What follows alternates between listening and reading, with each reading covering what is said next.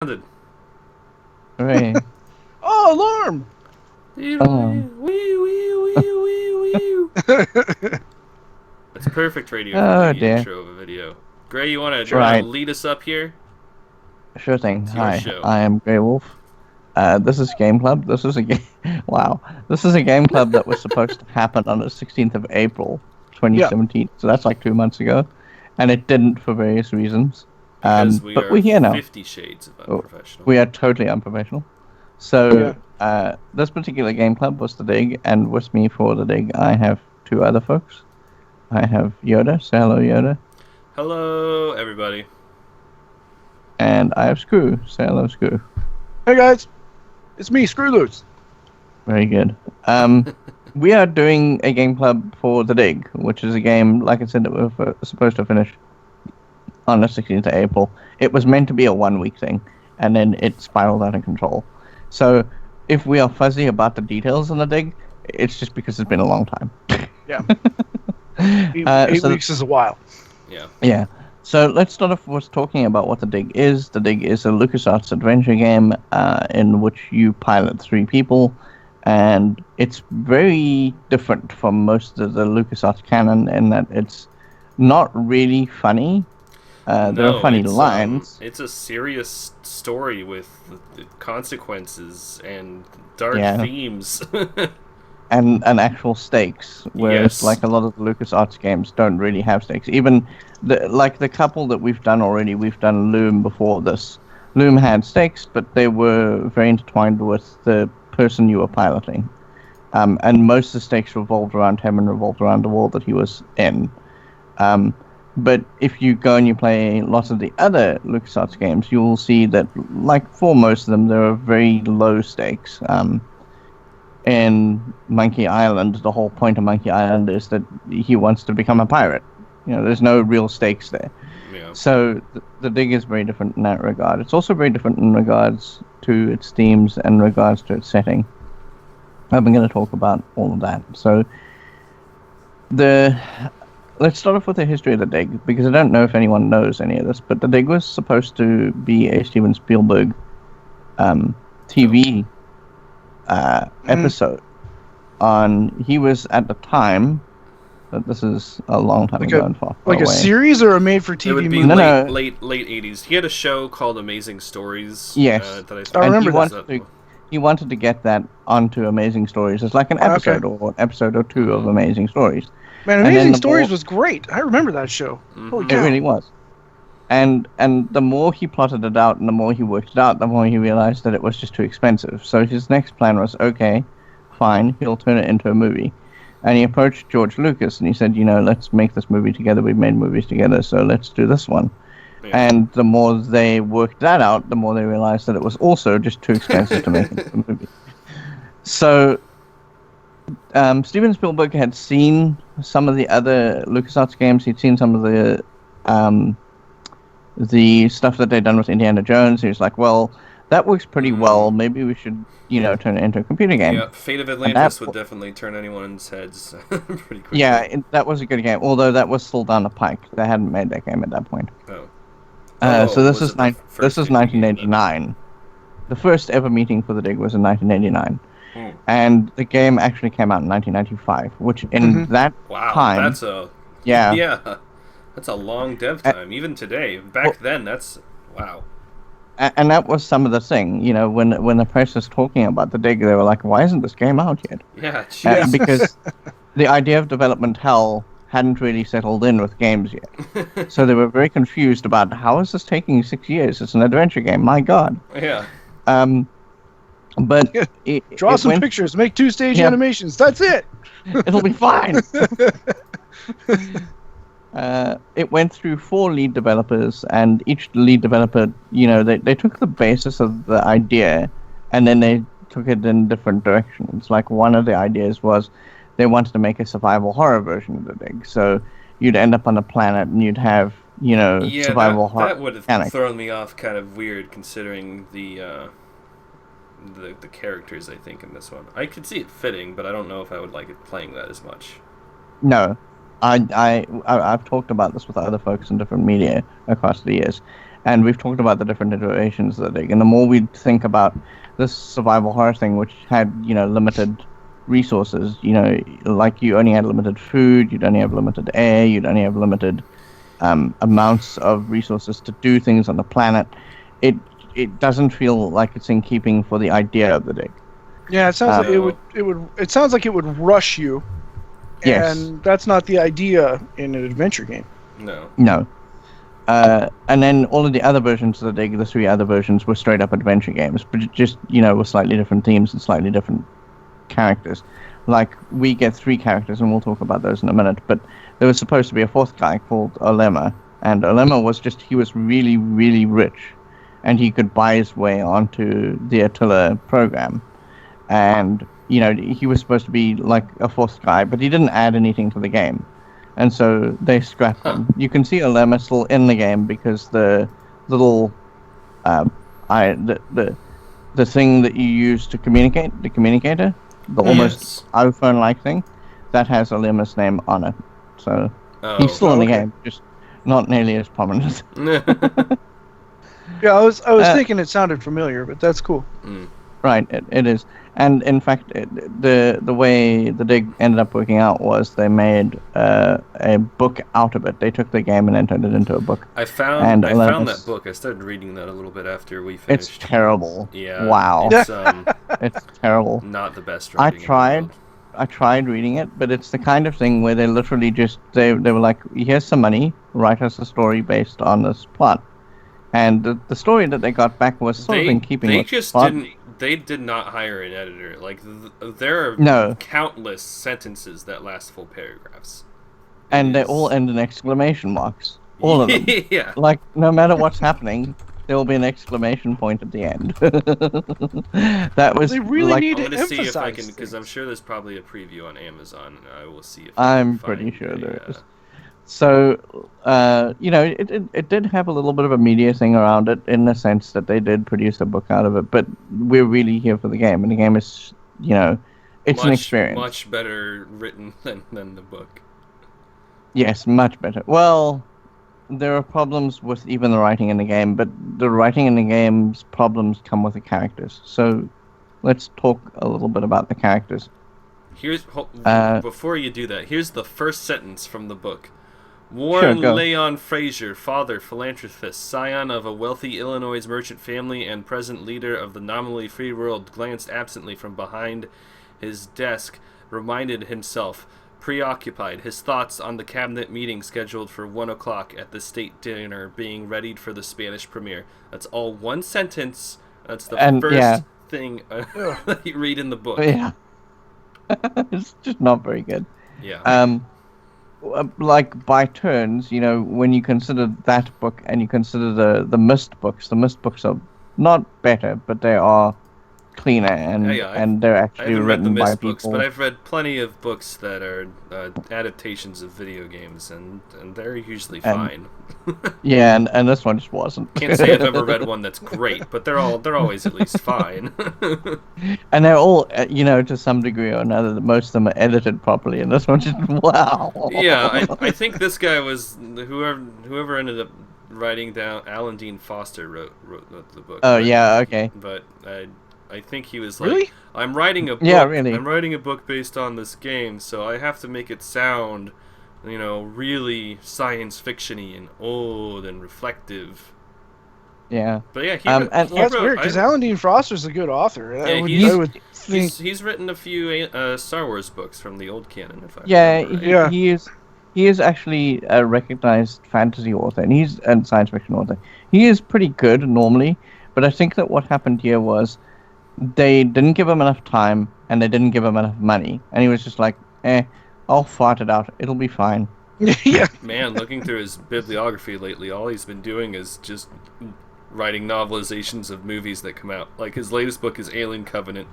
Before that, he did The Force Awakens, Mad Max Fury Road. He's just writing novelizations of movies now. Because that's probably easier for him to do. The thing is that in the 80s and 90s, he was pretty big. It's a paycheck, dude. I'd take it, too. It's a paycheck. Yeah.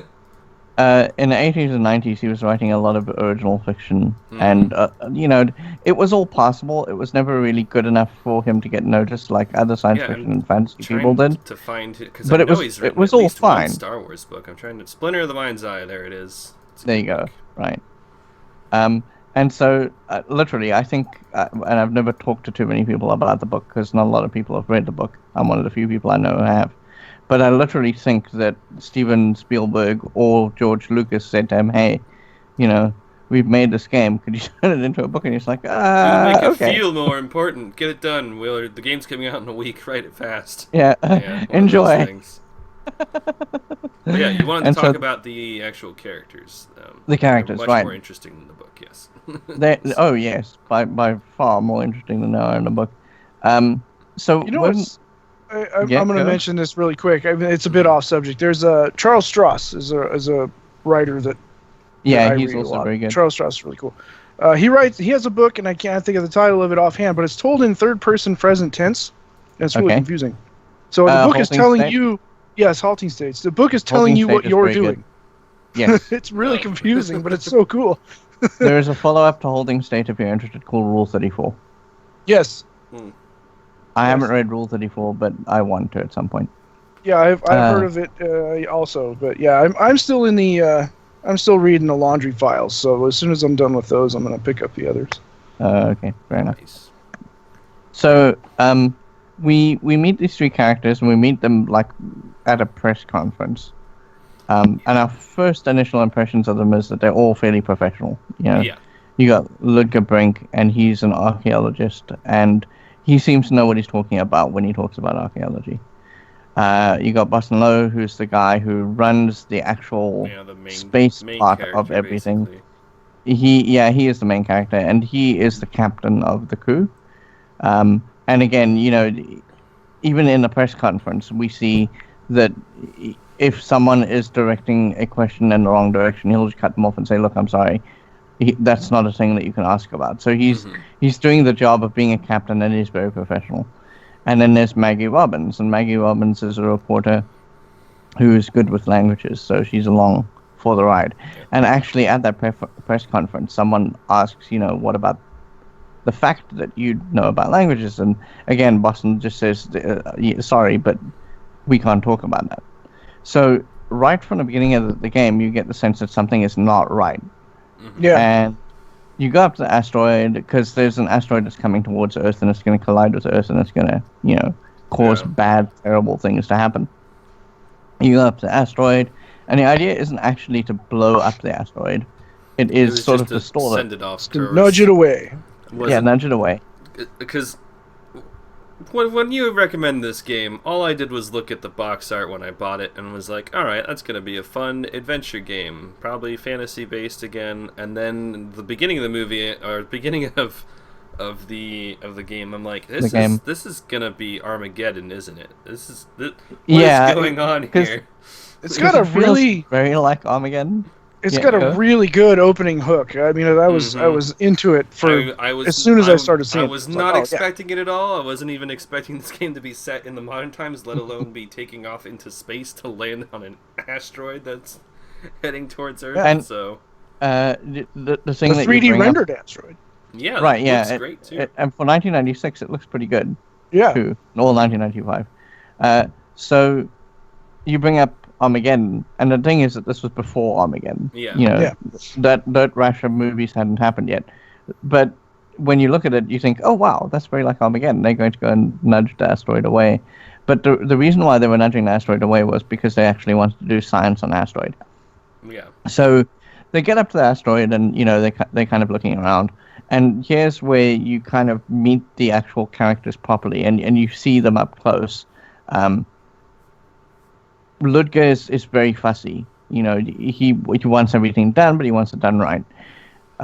Boston is he's doing the role of the captain very well. And we also meet two other characters, which we never deal with after that ever again. And they're sort of the technical crew.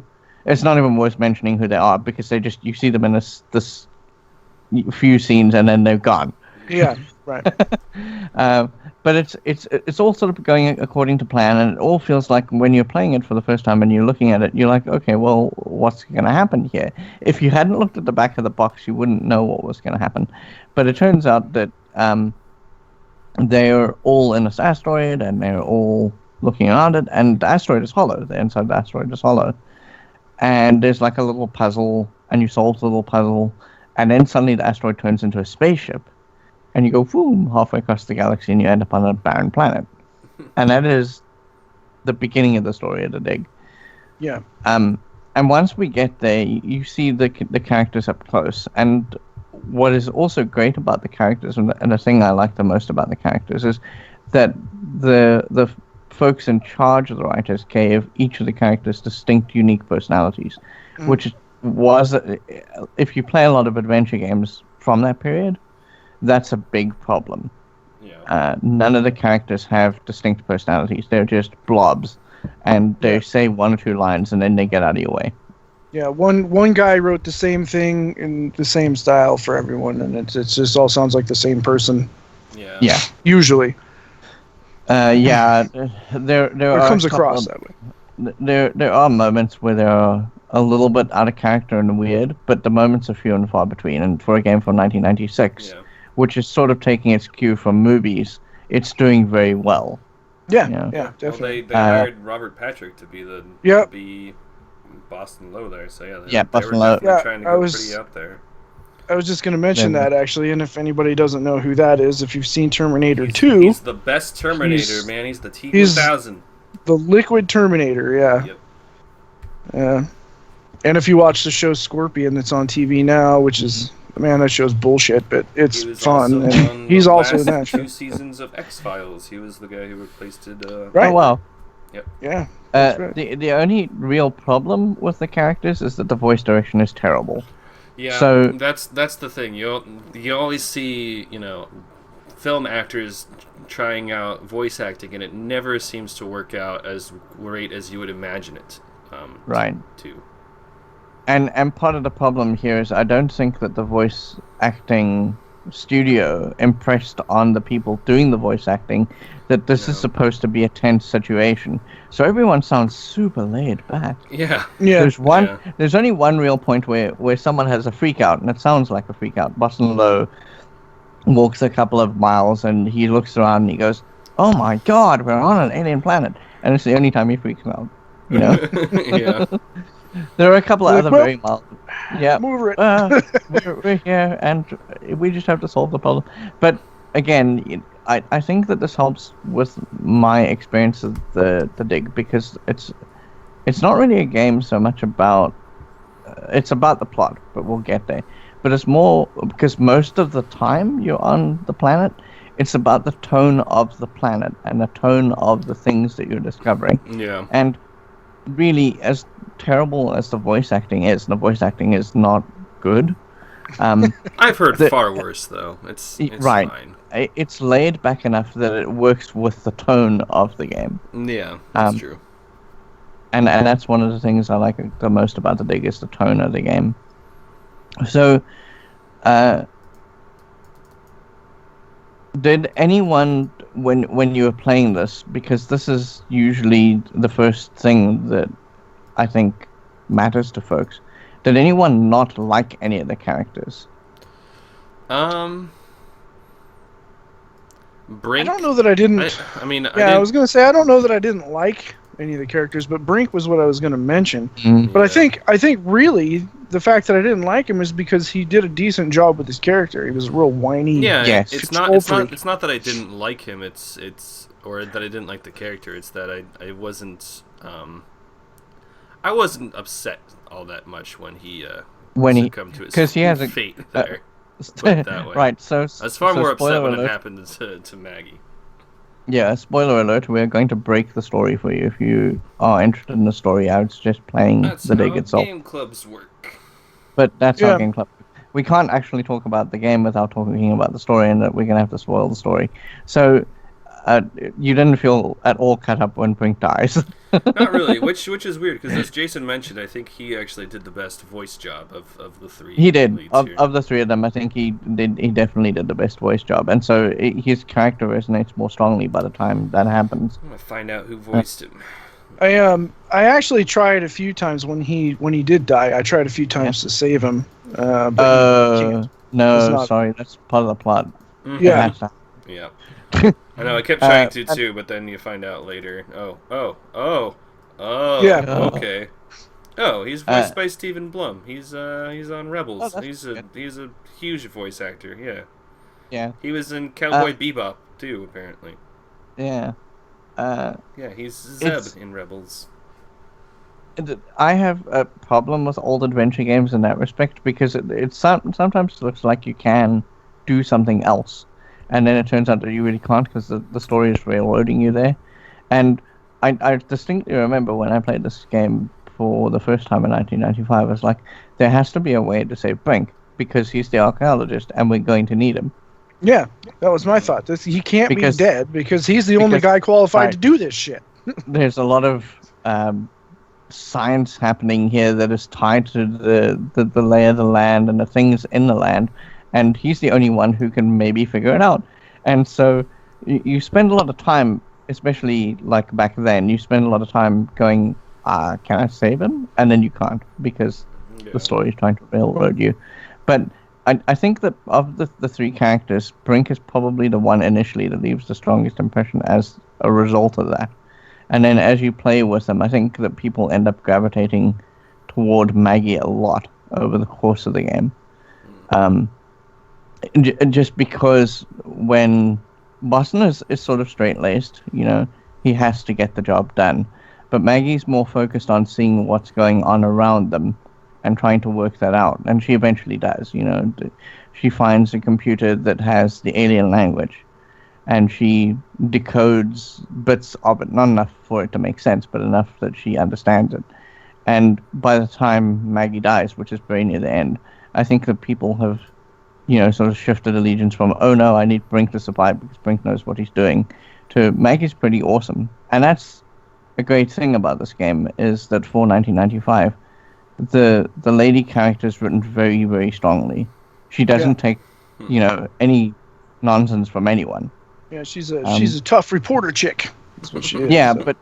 but she's a tough reporter chick that is well grounded, and for good reason.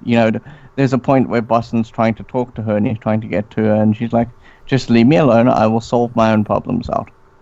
Yeah, I don't need you. I don't need you. I think it's less that and more like she is working away at a problem, and he's going to distract her. Right, and he's going to get in the way. Knows, and she knows that she can get the problem solved. And all he's doing is just going, and she's like, no, don't do that. So I think I like Maggie for that because, again, we didn't... In 1995, the number of female characters that are strong in a game are, like, you can count them on a hand, Right. So I think Maggie is a great, great character. And that leaves us with Boston. I feel like Boston's an okay character, but we never. I don't ever feel like I connect with Boston every time I play it. He's there and he's important, but I don't ever feel like I connect with him in any sort of meaningful way. Yeah, I wondered a little bit about that too, but I kind of wondered if that was maybe by design a little bit because you're Boston most of the time. I can see that, If maybe you're supposed to be putting yourself in his shoes, and then maybe, the times that he does come through is like, okay, he's putting his knowledge in your shoes, and you're putting yourself in his shoes, and and you're trying to fill in the gaps and learn about the world that way. Right. Yeah. And I feel that's a very weird design, though, considering the fact that we get these other two strong characters. Right. And it feels sort of at odds with the design that they're going for, which is we're going to have strong characters in Maggie, Brink, and our archaeologist, and they're going to be very important to the thematic tie of the game. But then you have Lo, and he's just like this blank slate, and you're like, that's so weird. Why is he like that? Yeah. It is important because this game was set in the period of the 90s where when you did an adventure game, it was very much about the player is the character, and so they didn't try to impose too much on the character. So, as you say, I can see that and it makes sense, but yeah, it just feels jarring to me because at the end I feel strongly about Maggie, and I feel strongly about Brink. But I feel nothing for Lo. So does anyone else want to talk about the characters at all? Now that I've said my little bit. No, they do a pretty good job of giving you what they are at the beginning of the game without overly expositing it to you. It's just it's a good hook, as Jason said. It's a situation that requires people to tell people why they're qualified to do what they're doing, and so it doesn't feel unnatural when Boston Lowe is saying, I'm the commander around here, or Brink's talking about what kind of rocket might be and stuff like that, and how it's coming in, and all that makes sense, and none of them go, well, I need to do it because I need to prove to my wife that it's never like the first Guardians movie where they just stop and exposit their backstories to you like that. So I thought they did a good job at introducing them, and then they kind of stick with that general characterization the whole time. Right. There is a point where Brink does try and take control of the actual running of the little band, and Boston just slaps him down. He's like, no. Yeah. Because that's what Boston Don't make me roll a newspaper. Pretty much. And so I think that we get the sense of who the characters are pretty clearly from their interactions with each other, and they're all generally very good. If you stop and pause and you talk to the other characters through the little Alema iPad thing, you can get an even better distinct sense of the characters because they will talk back to you with their characters intact, Yeah. Brink is almost always of the opinion when you're talking to him that you're wasting his time and he's got better things to do. And Maggie is almost always of the opinion that there's a problem and she needs to solve it, and you're currently kind of getting in her way. Yeah. But between the two of them, you can hear the voices of the characters, who they are, and it's quite a strong thematic tie, and it's always very good. So let's talk about the planet. So you arrive on a planet, and the planet it seems like it's barren and lifeless. But it's gorgeous. My God. But it's beautiful. My God. Are freaking awesome. Right. It is, and this is the thing that I love the most about this game, is that of the games that we played, this one has sort of the most serene atmosphere. Sure, terrible things are happening to the characters, but it's so laid back, man. Yeah. Because I think that's kind of what helps their monotone-ish voice performances, is that if they were freaking out the whole time, you'd be stressed out, as you would be in a situation like that, and you would feel uncomfortable proceeding forward all the time. Right. But since it's so laid back and the world feels so comfortable that you're okay with going on. And I think that one of the things that helps a lot in that regard is the color scheme that they picked, which is very much like we're dipping into... Because when you look at Earth, right, almost the most serene time on an Earth day is very early morning or very early evening when you're going into sunrise or sunset, and you're just relaxed. The twilight hours. It's very relaxed. You're just sitting there, and maybe you're drinking coffee. It's the end of the day, and you're drinking coffee, and you're watching the sunset, and it's very, very... the ambience is very, very toned down, and maybe you're exhausted, but now you're all, chilled out. And that's a terrible word relaxing. To use. Right. But the color scheme of the dig evokes that so strongly because it's all twilight or it's all it's a sunset. Forever sunset, yeah. It's forever sunset. And it's so beautiful. For the time, this is a very strange thing to have happen at this time in game history because they hadn't really thought about things at this point like theme, and they hadn't thought about unifying color palettes, and they hadn't thought about tone so much in games. And this is the first one that does tone perfectly, or one of the first ones that does tone perfectly, just because of the unified color palette that they picked. and it lends it such an aura of you're playing it and you should be stressed, but really you're just content. Yeah, sort of I hate to say false sense of security is not really the right word, but it's this you're relaxed and you shouldn't be relaxed. Yeah, you shouldn't be relaxed given the context of what's going on around you. Yeah. But the minute you set foot on the planet, you're like, oh wow, this is actually pretty beautiful. Yeah. And then you relax and it's fine. Yeah, I wonder if anyone's played this and been like, alright, I'm whisked away by a hidden spaceship inside of an asteroid. That's fucked up. And then they get to a planet and everyone's acting normal. I wonder if anyone interprets that as them being swayed by the personality of the planet that they're on instead of freaking out. Maybe. I'm pretty sure that there are sounds people like a stretch, though, to me. Yeah, maybe, but I mean, it makes sense because I mean, nobody there is in a hurry to do anything. Yeah. No, and even when you do find the signs of life and you do start discovering what the plot of the game is, even the aliens that you come into contact with, they had no hurry. You know, they were just they need to figure this out and they need to do it. And even if 6 eventually, it'll be cool. Don't worry about it. It'll be fine. Yeah. Oh, what was that? And what do you guys think that was? I don't know, man. That's fine. And the thing is that all of the equipment and all of the things that they build, they're okay with the fact that it's going to take generations to get it right, you know. So they're really not in any hurry either.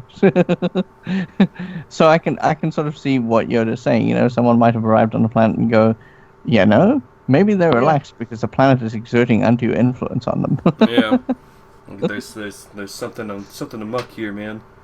Something wrong. So this is the point where it turns into a LucasArts adventure, and it's a serious, difficult LucasArts adventure. Until this point, I don't think any of the very difficult one. My God. I don't think that there's any other adventure in the LucasArts canon that is quite as ridiculous as this one. There are programming puzzles. There are put this back together puzzles. There are random puzzles. It's all kind of overwhelming unless you are a seasoned adventure game player. I wouldn't recommend this for a first-time gamer, like at all. No. That's just how hardcore the puzzles are. No.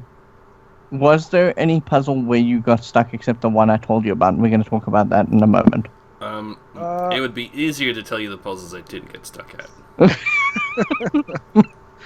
The first one that really stumped me was the rods. Yeah, fuck those. Because it was like, okay, match the symbols, but you match the symbols and nothing happened. Nothing happened. Okay, and it takes you a while to figure out that you're supposed to match specific symbols by specific doors too. That's the other problem. Yeah. And there's so many combinations that you're like, I don't even know where to begin. Yeah. I think the one that took me the longest was either the control panel or the skeleton. I can't remember. Probably the skeleton. Because the control panel is the thing that I feel is better about the control panel is that you can actually see your actions immediately once you discover where the enter key is. You know, you can sort of program it in one step and say, oh, this is what this does. But the skeleton, it won't tell you that it's wrong until you do it right. Literally. That's true. They are kind of similar in that fashion, I guess. That it's just kind of a point in the right order type of thing, but yeah. But the thing about the programming puzzle, the one that you're talking about, is that you can get immediate feedback once you figure out where the enter key is. You know, you can know that you're nudging it in the wrong direction, or you're opening the arm that's supposed to pick up the eventual thing that you're meant to pick up, the little energy rod. You can see immediately that you're doing it wrong. Whereas with the put the turtle back together puzzle, you don't know that it's wrong until you move away from the screen and nothing happens. So this is the most notorious puzzle in this game, and people don't like it at all. There comes a point where you discover through the plot, it's a plot device, that you can bring things back to life. Yep. And so you discover this dead turtle, and you're like, well, that's interesting. Maybe I can put it back together and get it alive again. You don't know why you're doing this, by the way. Yeah. It's just like, I wonder if this has the Lazarus ability, basically. Let's see how this works here. Like, what? Yeah, this is an old why adventure is it a turtle? Right. Yeah. Yeah, on an alien planet. Why is there a turtle? Of all the things, there is a turtle. There's a funny thing that you see every now and then in the lake, which pops out, and it's like a Loch Ness monster. But you're like, I don't put the two together, like at all, literally. And the first time I ever put the turtle back together, and the turtle got eaten by the thing, I was horrified. Yeah. The Loch Ness monster comes out of nowhere and it eats the turtle, and you're like, "Oh my god!" It felt like a big. Why did I do that? It felt like a big fuck you to me. I was like, "Oh hell yeah, I got this. I figured it out." Oh, that's fine. Too bad. Oh well. You know what, man? Okay. You know what, game? Yeah, I'm all right with that at this point because of what you've done to me. So this puzzle it's not obscure. It's just ridiculous. There's a dead turtle and it's sitting there, and you realize through the story that you can put things back together again and you can make them alive, but not for very long. So you're busy futzing with this turtle, and you realize that there's a drawing of the turtle not too far away. So you look at that drawing and you're trying to put the turtle back together again, but the drawing is at a slightly different angle, so you're messing with the bones and it doesn't really ever work out. And you can be there for hours. It's just terrible. It's not a good puzzle at all. Well, and not too long before that, they had the freaking one with all the prisms too, which was not a walk in the park at the Museum Square area. Yeah, that's true. So, really, I like the puzzles because they're all super logical. They're like if you great. They're very well designed puzzles, but I am bad at puzzles apparently. Right. But if you're not, it's unfortunately it's from that era in adventure game history where if you weren't really taking notes and being aware of your surroundings, you would be so screwed. Because that's just how it is. The dig doesn't actually hold your hand at all. It's just like, go, do, good luck. No, it doesn't. I feel like Primordia was the best adventure game we've played in that it still captured the feeling of old games like this in that difficulty while still giving you some kind of direction when you got stuck. Right. And even if you got stuck, Crispin wasn't the greatest helper, but he would help you. Yes. It was better than nothing at all. Right. This game you can ask the same question over and over, and they'll just be like, I don't know.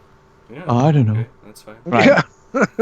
Who knows, man? I'm just so chill today. Yeah. Pretty much. And so I feel like the puzzles are logical, but they're not fair. And I think that's a big problem with this game, is that people might actually like it because the story is super good, and we're going to get there, don't worry. But and I think that it would appeal to a lot of people given the themes that it's talking about. But then you come up against this wall of the puzzles, and the puzzles they range from like basically easy to, oh my god, what? I'm tearing my hair out. Yeah, right. Yeah. And the other problem with the puzzles is that they do this like on a whim. You can go from a super easy puzzle to a very difficult one in a space of walking 2 screens, you know? There is no consistency. Nope. Yeah. But it's I think, like for me, my very favorite puzzle ends up being the way you connect all the the underwater tunnels together by way of figuring out how they all work, you know, with little switches and the rods and everything. It's a big meter puzzle, but eventually the whole world opens up to you. And it opens up to you in these very, very stunning little underwater sequences. And I think that the little FMV sequence, well, not FMV, they're rendered, but the little rendered sequences that you get every time you travel one of those tunnels is a great reward for doing that. Because they are very, very beautiful. And for the time, the rendered graphics are... They're not great. I mean, they had some really great weather and water effects. It was pretty impressive for an adventure game of this time period. Right. For sure. There's the ambient sound when you're in the initial room, you know, when you first go through the airlock and you got the underwater area, that sound in that room is really cool. It is really good.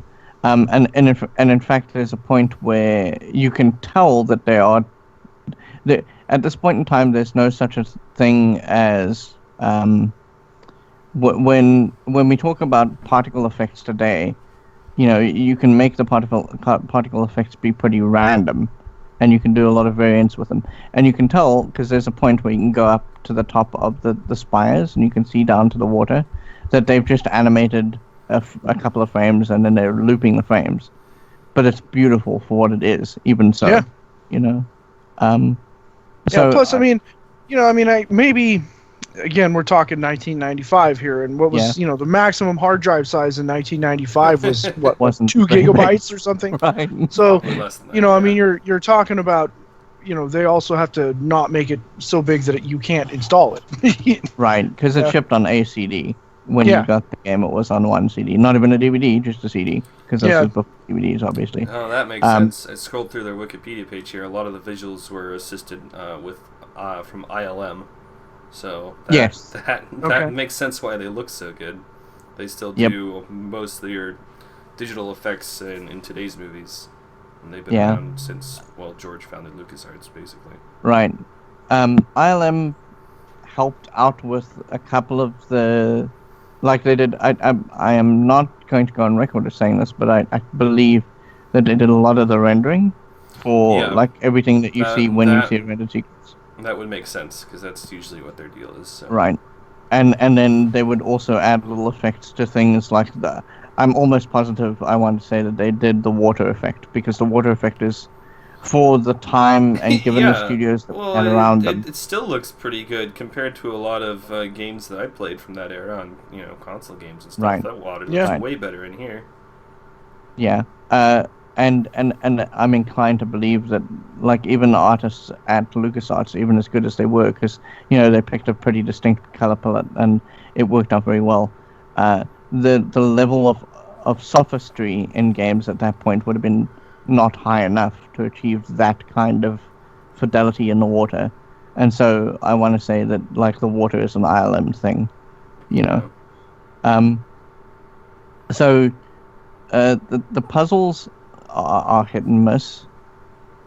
So speaking of, we've talked about the worst puzzle. Does anyone have a favorite puzzle? Favorite puzzle? Yeah. I don't. No. Yeah, not really. Like I said, mine is the big meter puzzle of opening up the walls through the little transition gates. And I think that's a great puzzle. It's not I enjoy that because the reward when you finally got it done was so nice. Yeah, right. And eventually you can sort of connect all the islands together using light bridges, but Jesus, those light bridges, wowee. It starts you with an easy light bridge, and then the further along you go, the more ridiculous the light bridges get. Yeah, they just keep flipping you off with more hands. Yeah, pretty much. and in the end, there's one where it's like, connect all these laser lights together, and you're looking at it and you're going, what? But again, I think that the rewards are always almost worth it for the things that you do, because they're difficult, and like you say, they're really unfair. But when you get them done, there's a good feeling of accomplishment. You do feel because it usually leads to something really important. Like you're saying, you're connecting things together. So now all that work has given you essentially a shortcut. Right. Yeah. You don't have to do that again, and now you have access to all these areas, and so it's done actually pretty well. Right. And for the time, it rewards you nicely by giving you these rendered sequences, which is not a thing that we'd seen a lot of in games at that point. Yeah. And I love the little rendered sequences. They're all pretty good. So this all ties back into the story. So as you were playing, you discover that you're on an alien world, and aliens have... It feels like they're not there anymore. They died out. But the more you play, the more you realize that they abandoned this world for a thing that they call Space-Time 6. And this comes very near the end of the game. Like, you're futzing around, and you're like, oh, we need to get back. And maybe some of this machinery will help us get back. And then you turn on a couple of machines, and suddenly you are faced with these aliens. And they're like, oh, hey, we're actually still around, but we're not here anymore. Could you help us get home? And it comes kind of out of nowhere. A little bit. If you look, because your immediate thought was, "Hey, us too." Yeah, right. The thing though is that if you're very careful and observant, and on a second playthrough you look at all the details that you see there, the game is actually telling you through a lot of the pictograms and the story on the walls and the art and that kind of thing, that the aliens are still there. They're just not here. Oh. I didn't even think to kind of notice that. I saw the drawings on the wall and stuff, but I never. Yeah, that's cool. Right, but it's the kind of detail that you'd probably only notice on the second playthrough, because the second playthrough you actually know what the plot the story is. Yeah, okay. That's cool. and it's a bit like any of those movies that have a mind trick at the end, mm-hmm. You know, where when you watch it again you're like, oh. Like Jacob's Ladder is very like that again, where if you, and I brought this up before, where if you watch Jacob's Ladder the first time you're like, oh well, this is creepy, and then you watch Jacob's Ladder again and you go, oh. I get it. It's not actually about the creepy sections at all. No. And I feel like and the other thing I'm going to say is that the Dig is a game that you need to play again, but you need to play it 20 years later. Because I probably have a very different set of impressions from everyone else here about how the Dig is important and why it's important. So, long term, you find these aliens and you talk to them and you discover that there's a guy who was left behind because of his terrible mistake. He made this machine and sent the aliens off into Space-Time 6. And Space-Time 6 is never well defined or explored. But basically, it's like the spirit realm. You go off and you're nothing but energy. I just kind of assumed it was an alternate dimension, because they established that the space-time we're in is 4. Yes. Right. And because for us, space-time 4 is you get the 3 dimensions and then you get time. And time is for us, it's linear. You can only go in one direction. Mm-hmm. For the aliens, and when you visit the aliens, you visit them in Space-Time 6, and it turns out for them, time is not actually straight. You can go anywhere in time at all at any point, and you can go to different versions of the same time. But the problem is that in Space-Time 6, where they are now, because it's so hallucinogenic and trippy, they can't figure out where real reality is anymore. They can't get home. Yeah, they've gotten lost in there. You have all the information, though, so you can't find the important ones anymore. Right. That's interesting. And so you meet this guy, and he says, well, their great mistake was going to Space-Time 6 and abandoning their bodies, because that's what they did. And they'd like to get home now. Can you help them? And that is essentially the trade-off you do. You say to them, okay, we'll help you home if you can build us a ship. And they're like, sure, no problem. Because, they're totally, supreme engineers. Absolutely. They're supreme engineers, and that won't be a problem, so we'll send you back home. But now the thing is that along the way, and this is the thing that I think is super important about the Dig is about death and rebirth. And there comes a point where Maggie sacrifices herself and she dies, right? Mm-hmm. And the last thing she says to Lo is, don't bring me back, because we learn through the story that the crystals that bring you back also have an addictive quality. So you take one, you die, you take one, and you come back to life, but now you want more crystals, so you die again, and you eventually you become crazy. Brink eventually ended up crazy. He was just like, crystals, gotta have them. Give me my crystals, bros. Yeah, I love them. Right. And it becomes a problem because you actually have to argue with Brink to get crystals. It becomes a little annoying, but yeah. It was an interesting story component for sure, though. Right. Because the unfortunate side effect of these crystals is that they contain enough power that they make the machines go.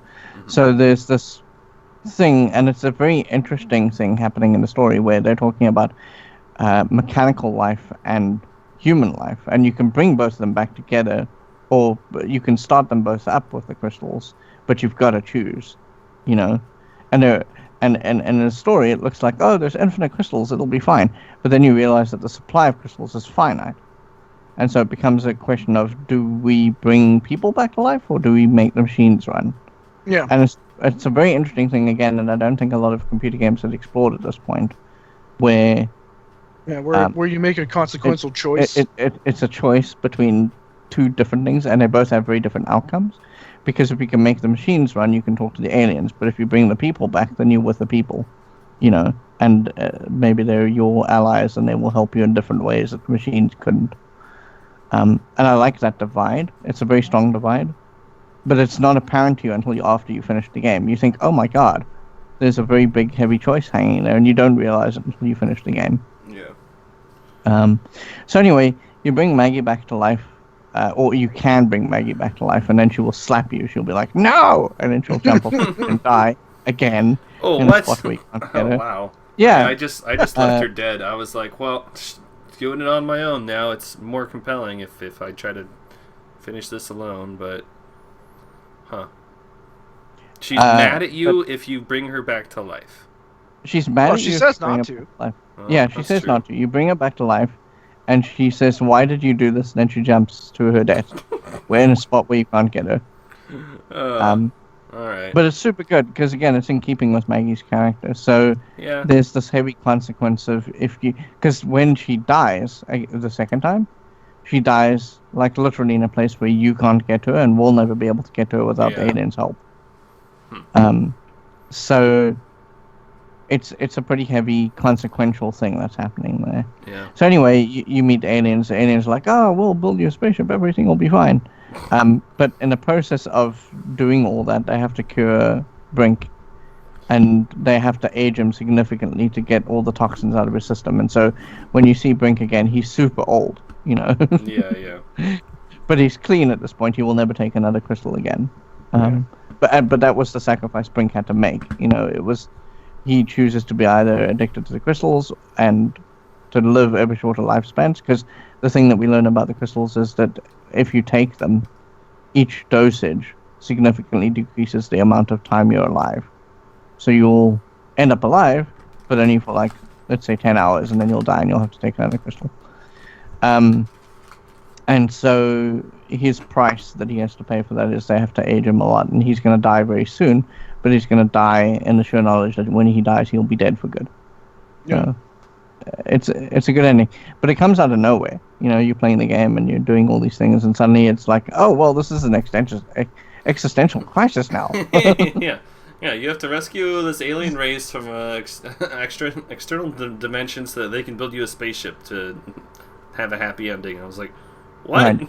And what? And I feel, unfortunately, that on the second playthrough, it's obvious what the story is doing, and it's clear where you're going. But the first time you're playing it, this literally comes out of nowhere, because it's very near the end of the game. We're talking a couple of puzzles away from the end. And I feel like anyone approaching it for the first time must be super baffled at what's going on. I just think they could have focused, if they had the characters focused more on why did this thing bring us here, not what is this place, which obviously that's important too, but they never question why the asteroid brought them to the planet. And if that was a big driving force of the whole story, then when the aliens are like, hey, you need to help us, then they could just be like, yeah, we sent out asteroids everywhere hoping someone would finally come and help us. Boom, there you go. But it was just, And to be fair, they do actually explore this concept, but it's buried in a bunch of conversation where if you talk to the other characters through your Lemma iPad or Linko thing, if you follow up some of the questions, Brink actually brings this up. He's like, why are we here? What are we actually doing? But then, unfortunately, because of the way the plot is developed, it's not really explored very well. And they rather go back to, how are we going to get home? and again, I feel like that's sort of a failure of design, but it's almost by... Well, it's something I never put together in the playthrough, but there's also the whole mankind's hubris there, that these aliens that figured out how to transcend space and time need our help to get home because they lost. Yeah. Right. And they lost their way. Right. Yeah. And again, there weren't a lot of games that touched on this theme. There's a lot of things that this game touches on that a lot of games wouldn't even try, especially even in the modern era now with AAA gaming like it is. And this was a AAA game at the time. Like, there's a lot of heavy things going on about death and rebirth and the cycle of life. Yeah. And it's not your simple go find the lost city of Atlantis thing that LucasArts would start having fun and silly, humorous adventure titles, and like they did before this game too. It's a very, very different type of game for something it's very, very as expensive heavy. as this must have been for the time too. Right. Oh, well, I mean, we talked about it at the beginning. There was a 6-year gestation period where it just didn't look like the game was going to happen, so it must have cost them a fortune to make. Yeah. Because they went through 4 iterations of the game before they came out with an actual iteration. And on top of that, though, just this iteration alone, though, would be expensive with the amount of voice actors and getting ILM to help out then and there, and and a ton of art to make, and I can, Jesus Christ, and multiply that by 4. Increase inflation. This is probably up there with like a Call of Duty budget. I guarantee it. Yeah, yeah, and because it's a AAA game and it explores all these very heavy topics, I kind of feel sorry for LucasArts because LucasArts eventually gets remembered as the company that made all the funny games. Because that's what they did. But and we're going to play one more. There's one more LucasArts game that I want to play, but it won't be now because we just played a LucasArts game. But there's one more game called Grim Fandango, which again is very different in tone from anything that LucasArts had done before. I remember that game. There's a remaster out. I haven't tried the remaster, but I don't think I ever finished that as a kid. It had problems, and the problems are down to the way that the controls were designed. And it makes it impossible. I just remember some of the puzzles being a little iffy. Total moon logic. Like, okay, I need to make a ladder. All right, so go get an umbrella and break the umbrella off the umbrella so that you can take the canopy of the umbrella and use that on a string to raise yourself up with a pulley, and have the other end of the string be weighted down with a lawn gnome. And it's like, what? Yeah, there was a lot of that in that game. Yeah. Which is a pity because the story behind that game is also it's soul crushingly sad. It's very funny. Well, at the end, it's also soul crushingly sad. I never got and it's not like any of the other LucasArts adventures at all. No, that's a Schaefer game, right? Because the tone of it was feels very... Yeah, well, I mean, he remastered it. That was why we're getting the remaster at all, because he was the guy responsible for it. Yeah. And that's why we're also getting a Full Throttle remaster, because Schaefer was at the helm of that. Do we know how much this game? Do we know how much the Dig released for? What was the price of this game? I'm sure we have the internet to find out. Well, I've been trying to look it up for like the past 10 minutes, and I cannot find a release price. Okay, so on release at the time, because of the way the industry worked, it would have been about $50, between $50 and $60. So that's what I was wondering. I was wondering if it was a real full price game, because it was. We were talking about its development costs, and it must have been a very expensive thing. No. At this time, LucasArts and Zero were the leader of the computer game industry. They could charge what they wanted. Yeah. And generally, they used to charge $50 and $60 a game, dependent on how big or important they felt the game was. Some of the games were like Lighthouse by Zero was $50 because they just didn't know if it was going to take off or not. Although they sunk a lot of money into Lighthouse, but then they could get away with charging $60 per King's Quest because that was just the going rate at the time. I found a GameSpot review for the Dig from 1996. The tagline is, in almost every sense, the Dig represents a huge leap backwards from LucasArts' previous group of adventure games. People let's did talk not about like that. This, I guess. Then. No, they did not. They did not. Well, the thing is that, again, at that point, we're having this debate now, almost 20 years later, where we talk about can games be art and can games be meaningful, and no one wanted a meaningful game. Yeah, See, they wanted your fun, silly adventure games. Yeah, right. They wanted the fun, silly Monkey Island, and they wanted the fun, silly Indiana Jones. They didn't want something that was going to make them think about their mortal coil. Yeah. So, the other thing also is, like I said, at the time, this was the most difficult LucasArts game, and a lot of the mixed reception in the review sphere was because people were like, this is not in keeping with any of the other LucasArts games at all. It's too hard, and as a result, they're just going to knock it down points for being difficult. It is really hard, so I mean that's kind of fair. Yeah, it is fair, but I feel that that's not a good reason. It's unfortunate. Yes, absolutely. Yeah, because I mean, I don't know. I guess it's just as you're saying with the time, it's what people were used to. But yeah, just about any time now, what we want is a good story. Right. On top of the good gameplay, especially for something single player. Right. And you don't see that a whole lot. Right. And this has, I mean, unfortunately, you have to be looking for the story, but when it's there and it you know, when you come across it in the actual game, like when it confronts you with the story, it's all pretty personal. It all makes sense, you know. It's all. I mean, okay, so the comparison there, and we're gonna go into the obligatory Dark Souls, right? Yeah. The comparison there is Dark Souls. Dark Souls, if you play that once, you're never going to know that there's a story in that game. You're just going to be some undead guy running around killing stuff. Killing stuff. Items that you find and their flavor text essentially tells you the story, and you can piece it together. And maybe it's interpretational, but it's there. And so, you know, this does kind of the same thing. Yeah, I can't find a price for it either. I found pictures of the CD case, but it doesn't have price on that either. So I don't know. I'm inclined to believe my memory, and it was $50 or $60. Yeah, I believe that. I just wondered if it was one of those, which in terms of today's money, I don't know, 95. What would that be? 80 now. So, I think that the dig is the kind of thing where you need to play it 20 years later, because you're going to appreciate the denser stuff about it.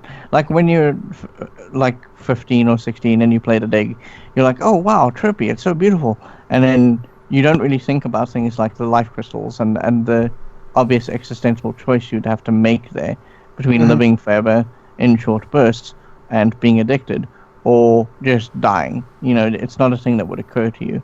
But I feel like the older you get, the more pertinent that conversation becomes. It's interesting though too, because I guess when this came out, it was LucasArts' best-selling adventure game. They sold 300,000 copies in less than a year. So I have a theory about that, and I think that a lot of it had to do with the way that they marketed it as a game that was pitched by Steven Spielberg. Yeah. That would make name sense. dropping. Yep. Yeah.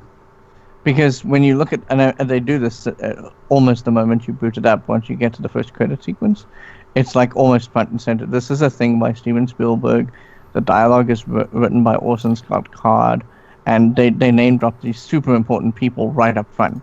And so I didn't see a lot of advertisements for the dig, but almost all of them brought up that, you know, it was a game pitched by Spielberg. So I can understand why it was their best-selling title for a while because of that. People wanted to see what Spielberg would do with a game. Yeah. Because at the time he was still pretty big, you know. I think that was just before Jurassic Park. Yeah. Jurassic Park was 93. Right, and it was? Okay. Yeah. Yeah. And like, this is sort of an era because people would have still remembered things like E.T. because this is close-ish to that. That was, you know, 15 years apart. Well, 12 years apart. Jurassic Park, 1993. Box office, 1.029 billion. Jesus Christ. For the first film. That's crazy. Right. And so I feel like people were curious about what Steven Spielberg, especially at the time, because computers were becoming more and more home machines at that point because of Windows 95. Yeah, that's your transitional period there. Right. And so I feel like people would have been, oh, Steven Spielberg had a hand in this, let's see what it's like. Yeah. And that was why it sold as many copies as it did. I don't think it had quite the kind of success, because we've seen that the reviewers weren't really kind to it, that the other LucasArts adventures had, because, as I say, I think that people remember LucasArts as the funny, silly company that made funny, silly games, and it got buried in that. But I can understand that for a little while it you know, sold really well for them. Yeah, so it sold well, but probably didn't. I mean, right. Obviously it didn't stay. Its long-term prospects weren't great. Right. Unfortunately. Popularity. Because people then realized that, oh, it was this existential game about these deep, meaningful issues, and games aren't meant to do that. Yeah, fuck thinking. It must be Mario or death, you know? Yeah. Let me jump on my little blocks. Yeah. And I think that as a result, there's no Goombas in here. What the hell is this shit? Yeah. And I now that you say that, I want someone to make the dig screenshot compilation where things are super serious and there's a little Goomba face, photo bombing the scene.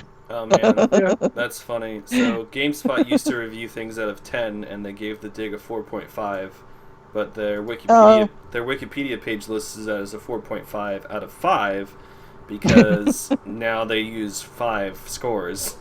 Oh, yeah. That's amazing. Yeah. So yeah, I love the Dig, and this is why I'm so glad that everyone played it with me.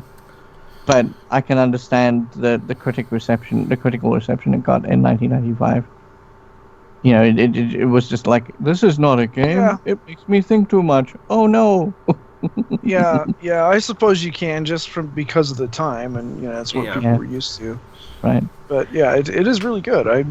I would certainly recommend it to other people, but as you said, not as a first. No, not as a first. Oh because my God. You'd be like, no, why do you like this stuff? What is wrong with you? Your theory, Mr. Gray, there was very right. Here's his the summary of the Dig from GameSpot. Mr. Carr's dialogue is no less deplorable than the game's slow-placed plot. All this aside, though, what securely affixes this title to the bottom of LucasArts' list is how seriously it takes itself. Yeah. In games like Full Throttle and Day of the Tentacle, comedy is king. Inconsistencies and stereotypes can be overlooked as part of the silliness, but the epic space adventure drama of the Dig doesn't have this freedom and doesn't pass the litmus test of fun or entertainment. There you go. So, I'm not surprised. So they just were not allowing themselves to think outside of the box, just like they do now. No. Yeah. Right. Yeah. Yep. Game has to be one way. If I'm expecting this from this company, it can only be that. It can't be anything else. Yeah. They make funny games, and I want my funny games. God damn it! Yeah, it's just this is why I feel very sorry for From Software. Just bringing up Dark Souls again, because their next game, if it's not a Dark Souls game, people are going to revolt. Well, it's supposed to be a totally new IP. They're supposedly done with the. Yeah, they are. Yeah, they talked about it when they said Dark Souls 3 as well. That when they go, it's not going to play like Dark Souls 3 or any of the Dark Souls games. It's going to be a different game mechanics and stuff. People are going, well, fuck that. Why is this not hard? I'm excited for it. I want to see it. Yeah, I'm glad they're killing that shit off before it gets way too oversaturated. So good on that. Yeah, I'm kind of really on the fence about it because I would love more. I mean, even if it's 5-year development date, I would play the crap out of it. That's why I want to buy Surge so bad. Yeah, but the more there are, the less special the other ones become. Right, yeah, exactly. Yeah. You get into the Call of Duty syndrome where you've got the same game released every year. Where I go, no, there are some really great Call of Duty games. Psh. Because it's just all of them, right? And so you hear, no, there's some that you should totally play. They're not from recent, but you should totally play them. Wow, that's cool. And in fact, like, just talking about that and the Dig again, I feel like I'm grateful that LucasArts allowed the Dig to actually proceed as a project, because like we said, it had a 6-year development time, and at any point they could have said, this is too expensive, we're going to pull the plug. And that would have been that. Here's why they were never going to do that, because George is a genius when it comes to making money, and it's clear because the Dig still sold really well despite people like Jeffrey Adam here from GameSpot not liking it.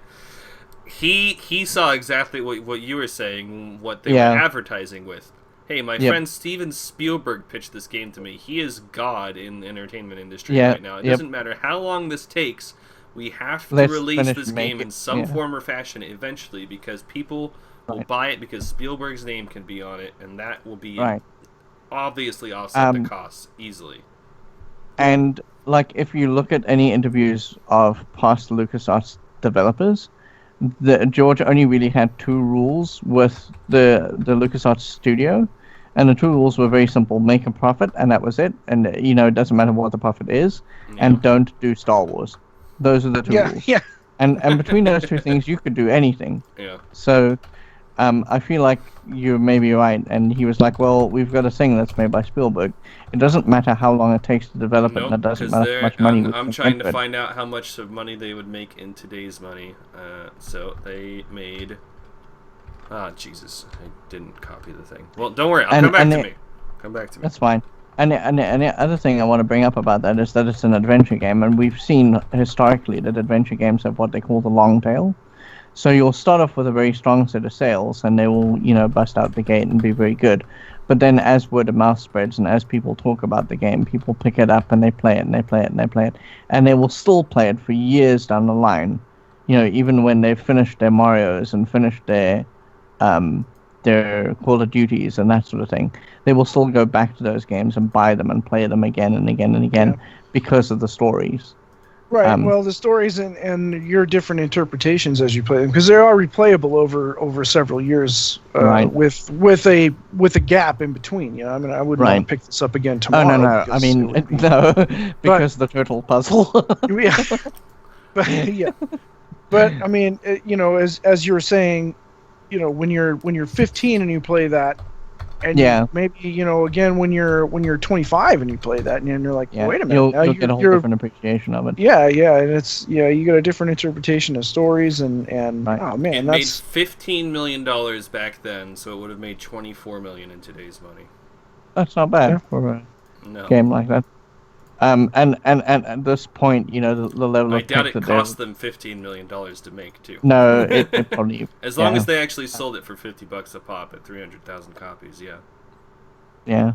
I want to say that at the level of graphics that they're talking there in the game right then, it would have been cheap-ish to make now, because a lot of the tools are... Oh, yeah. You can pick up tools for that kind of thing now, and it wouldn't be very expensive, so... At the time, because they were coming up with their own tools and doing their own things. They were developing the tools at that time. Yeah, it would have been a lot more expensive. But if you made it today and you sold 24 million's worth of game, you would have been set. It would have been all good. So, all right. I feel like we've talked about the Dig a lot. Is there anything else anyone wants to talk about this game? Is there anything else people want to bring up? Well, no, I don't think so. I think it was pretty well covered, at least on my end. Okay. Yoda? Yeah, I think we've gone through about everything I wanted to say about it. I could definitely see, though, how this story would work well as a movie. You'd obviously have to remove the standing around and just collecting objects type of thing, but the basic story it could definitely be a very Spielbergian adventure movie. Yeah. He's never done one in space, and I would have liked to see that, which is why I hate Interstellar. Right. Because I feel like Interstellar is sort of like The Dig, kind of, but not really. Yeah, in the sense that Spielberg was gonna direct that, and then Nolan said he wanted to, so the studio kicked off Spielberg and gave Nolan the movie. Oh wow, really? Yep. That's a bit sad. Yeah. Because I think that we would have had a very different ending. Well, or he would have been able to make that ending feel not so out of left field when you had a very Nolan-esque movie going in the whole time. Yeah, right. Because the thing about the ending for Interstellar is that when you're watching it, you're not expecting that ending. And then suddenly it's just like, boom. Especially since it spends, an hour of its time telling you how accurate the science is. We are the most sciencey science movie ever. Movie. And then it's super magic and about love. And lovey-dovey. I know why Spielberg wanted to make this movie, but this does not fit with your movie, Mr. Nolan. And I like Nolan, but I would have preferred to see a space movie. Right. And I mean, every Nolan movie that we've seen so far has explored some of that, but it's never been the main focus of the movie. Even if you look at something like Inception, the deaths in that movie matter, but they're not the overriding thing that's going on. Because it's more about, this looks so cool, and it's very, very neat the way he's pulling cities together. It's not that Nolan can't handle emotional moments either. The ending of Memento is an extremely emotional moment that I think he nails perfectly. But right. But I don't think the Dig and Interstellar are very, very similar, and I think it would be cool if Spielberg went back to the Dig now that he can't obviously make Interstellar. No, right. And I feel like since the dig has passed on into Disney's hands, he might have a proper shot at it because George Lucas. His name's still on it. Yeah. Yeah. Because George Lucas was very odd about things, and like there were just things that you couldn't mess with. And I feel like he would have said, "No, we've made a game out of it. You can't actually make a movie out of it now because of the game." Because George Lucas is a little bit weird. I mean, let's face it. When you talk about sequels to Indiana Jones, he had some odd ideas. So I feel like he would have said to Spielberg, "No, you can't actually make a movie." But with Disney now at the helm, because Disney only sees money, they don't see anything else. Yeah. There is a much bigger chance of Spielberg being able to say, "Hey, can I have a crack at my thing that I pitched?" Yeah. You know, well, I think that might happen, assuming this 5th Indiana Jones movie goes well. Because if Spielberg doesn't make another good indie movie for them, I don't know if they're going to have the best relationship in the world going forward. We'll see. We'll see. Oh well, I think that he will make a better movie than he did with Crystal Skull because I agree. I agree. Because we've seen what George does with movies when he is total control. You know, he makes the prequels. Well, and you should have recognized it in '77 when the first thing he had total control over was the Star Wars Holiday Special. Oh yeah, that's true. Yep, that's true. Should have recognized. Should have gotten the idea. And I think that what happened with Crystal Skull was that Steven Spielberg just realized that George Lucas wasn't fun to work with, and he was just like, "Yeah, do that," and then that was the movie we got. Because he didn't want to argue with Lucas at all. No. He just wanted to get it over with and done. And so he's just like, "Sure, you know, it's a terrible idea," but under his breath he must have been going, "Oh my god." But okay, do it. Sounds perfect. Who knows? Yeah. So I am almost inclined to think that we will get a better Indiana Jones movie out of him, just when he's doing it by himself. And I hope that helps that franchise. I really do, and I hope it helps Spielberg, his relationship with Disney, because he has the kind of heart that goes well with like some of the Disney movies. So it would help him in that regard, and it would help them. So maybe we will eventually see a Dig, but I don't think so. I'm inclined to not think that we'll see a Dig movie. Yeah, I kind of doubt it, but it is a story that would transfer pretty well now, I think. So yeah, I think it could work totally. Because again, the tools that didn't exist in 1989 when he pitched this idea to make the movie would be there now. You know, there's a lot of CG that you could do that you couldn't do. Yeah, you could easily make this movie now. There's a lot of better, because I mean, the movies in the 80s and the 90s, they were still sort of figuring out their craft a little bit. So even things like the audio were hit and miss for various movies, and the tone and that kind of thing. So I think that we understand movies as a medium much, much better now, and I think it would make for a compelling movie at this point. You know, it's something that he could do and do properly. Mm-hmm. So, all right, let's talk about recommendations. Scoo, you've talked about it a little bit. You would not recommend this for a first-time player. Not for the first time. No, I think for a first time, I would probably recommend something like Primordia, actually. Oh yeah, because Primordia is really good, and there's enough hint giving and enough signposting that you can figure it out. Yeah. Now, you could say the same thing about the Dig, but it's going to take you a long time, and you're probably going to get frustrated and go through a walkthrough. And I think that there is signposting, but it's super obscure signposting. Right, yeah. It's the kind of signposting you're going to notice later on another playthrough. Right. Like I said, if you look at the story is all there, but you need to see it, and you need to know that it's there. And I feel like that's the kind of thing that's problematic with the puzzles. All of the solutions are there, and you can see them, but man, you know, they're more evident the second time you play it. Right. If you're a guy who's played adventure games often but have somehow skipped the Dig, or maybe you didn't like it back when it was released because of the same reason GameSpot did for some reason or other, check it out now, because maybe you'll feel differently. Be into it. Yeah. Right. Yoda? Yes. How do you feel about the Dig? If if you've played a couple other LucasArts adventure games, I say go ahead and give this one a try. If you aren't into adventure games, or you have not played one but you are interested in the story based on what we've talked about today, I hope there's a movie version of like the cutscenes and stuff online, because I think it would work pretty well as one of those. Right. And if you can find one, watch it, because I think you'll enjoy it, and you'll probably want to play the game after doing so. Yeah.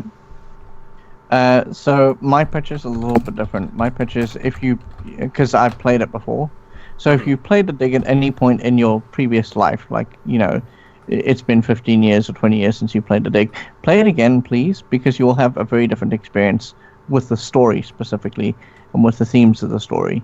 To first-time players, I'm going to tell you to steer clear. Scoo has the right idea. Play something like Primordia. Play something like Even to the Moon to get you accustomed to the idea of adventure game. To the Moon or Loom. I think Loom's a pretty easy starting one too, I think. Right. And also because Loom has difficulty levels where you can adjust it so that that's true. It makes more sense when you see the stuff. But don't start with the Dig.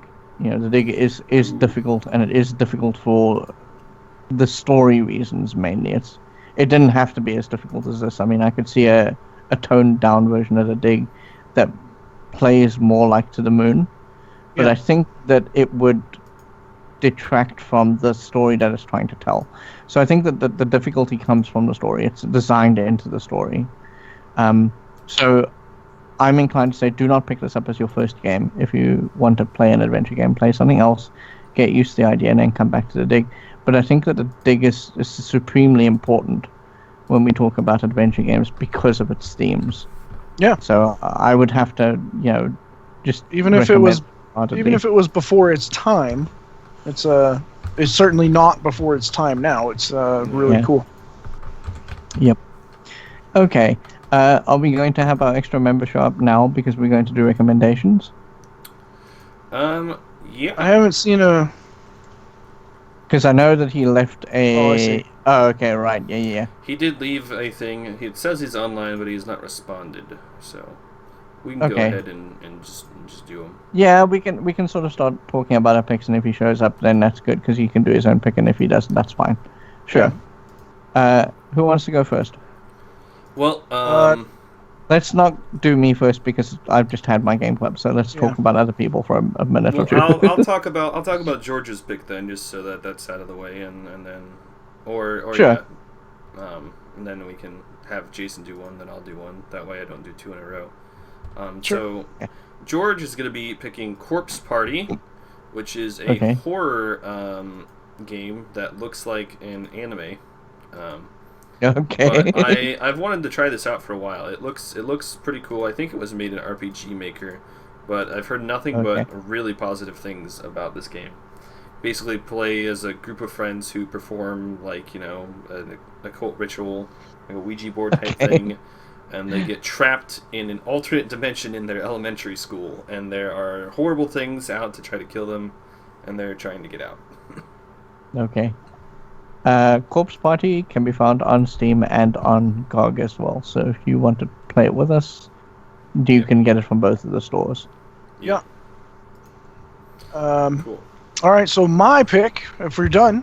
Yes. Anyway. My pick, I'm going to choose Gallic Z, which is just a fun kind of side-scroller space shoot-'em-up. Okay. It's I don't know. It's just fun. It's just fun. That's all. That's the only reason. Okay. That's a fair reason. I like fun things. I don't know. It is also on Steam and GOG, and it's $10. Good. Right. Okay. So very good. Very cool. Very Yoda? cool. Do you want to go, or shall I go? Yeah, my pick is a little game called Replica. I don't know if it's on GOG, but it is on Steam. It's $2. I don't think so. It is a $2 game. In which you play as a kid who has been captured by some government agency, you're not sure who, and they give you a cell phone. It's not your cell phone, it's somebody else's cell phone. They give you a cell phone, and you don't have any information about the cell phone. You don't know the password to unlock the phone, you don't know whose phone it is. They tell you, unlock this phone, find out anything you can about this person, and then give us the information. Right. And that's the game. You try to figure out the password, you try to unlock the phone, you try to learn who this person was, who their friends are, their messages, who they were contacting, whether or not they were nefarious, and whether they were an enemy of the state, or they were a secret agent or something like that. It's very short. It's kind of like an interactive visual novel, but it's very puzzle-based, obviously, because you're trying to figure out how to navigate through this phone and learn certain information that can get you logged into their other accounts and stuff like that. But it's a very different type of game, and that's why I think we should play it. All right. That sounds awesome. Yeah. You should see... Is it a replica spelled correctly? Because okay, good. There is another one. Yeah, right. Yes, I'll put it up in Slack for you. I see it. Yeah, it looks interesting. Yeah, I see it. Okay, good stuff. Sure. Okay. My pick is a thing called Reigns. Reighns. I played this a couple of weeks back for my YouTube channel, and it was fun. But the thing about Reigns is that it's the Tinder game, so you need to swipe left or swipe right for answers. Okay. And the reason why I think that it's important that we play this game is because lots of games have choices, but the thing that Reigns does is it boils down your choices to very binary picks, and it loses, there's a lot of nuance in between these choices, and it just gets lost because the game's like, pick yes or no. And I think that's interesting and worth exploring. That sounds cool, too. Yeah, it does. Again, is that on GOG as well? It's on GOG. There's two versions of it. There's the ordinary edition and there's the expanded edition. Yeah, it's $3 $3 on GOG and there's one on Steam for $3. Yeah. Yeah. It's basically $3, and you won't play for very long, and you'll get the idea of what it is, and then you'll go, oh my god, so much nuance just thrown away. Yeah, the top curator here says, choose your own adventure game meets kingdom management meets Tinder.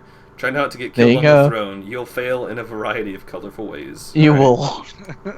Sounds cool to me. Well, that sounds fun, yeah. All right. Cool. So those are the picks. I am trying to get the list picked up on here. BlueStacks should be up. It's not, but I'll get it up. Just trying to get the numbers up here, but I'll just read off the numbers instead so we can just move on here. So if we roll a 1, we'll be playing Galaxy. If we roll 2, we will be doing Corpse Party. Let me pull up my screen share for you guys so you can see it happen in real time too. You guys can see that? Now I can.